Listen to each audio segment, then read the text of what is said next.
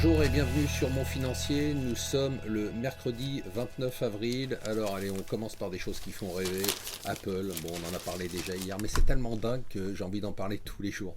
Quand même, cette boîte est juste incroyable. C'est même pas une boîte, quoi. On sait même pas ce que c'est. C'est vraiment un objet côté non identifié. Les nombres d'iPhone 6 qui sont vendus en Chine. La Chine qui devient le deuxième marché derrière les États-Unis.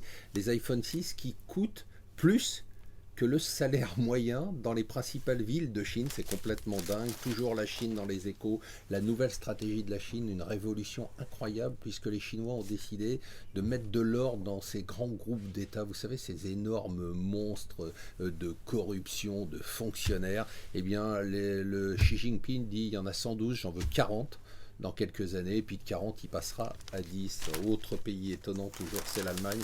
L'Allemagne, dont on disait qu'elle allait décliner parce que sa population déclinait, eh bien figurez-vous que l'Allemagne est la deuxième destination d'immigration choisie au monde derrière les États-Unis. Deuxième pays d'immigration et un bond des investissements étrangers l'année dernière, principalement venant de Chine et des États-Unis. Le drame du jour, c'est ce chiffre sur les départs à la retraite. 1 million de personnes sont parties en retraite anticipée depuis 10 ans, 300 000 depuis que François Hollande a mis cette retraite à 60 ans pour conditions de travail pénible ou durée de travail assez longue.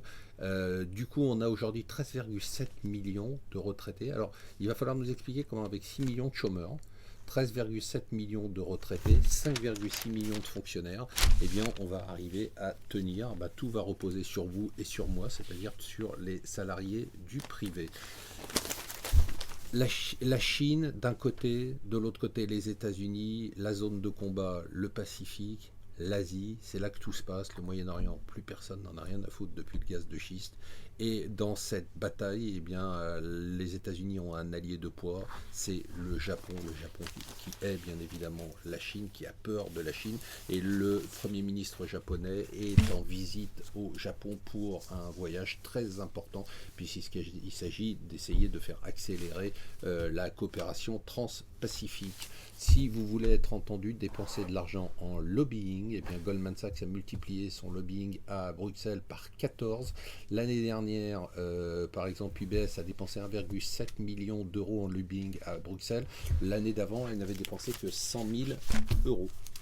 Ne lisez pas cet article sur Londres parce que ça va vous déprimer, vous allez partir dans la journée. Le Figaro consacre un article entier sur la vitalité de cette ville. La City représente 10% du PIB de toute la Grande-Bretagne. Voilà, restez avec nous sur Mon Financier.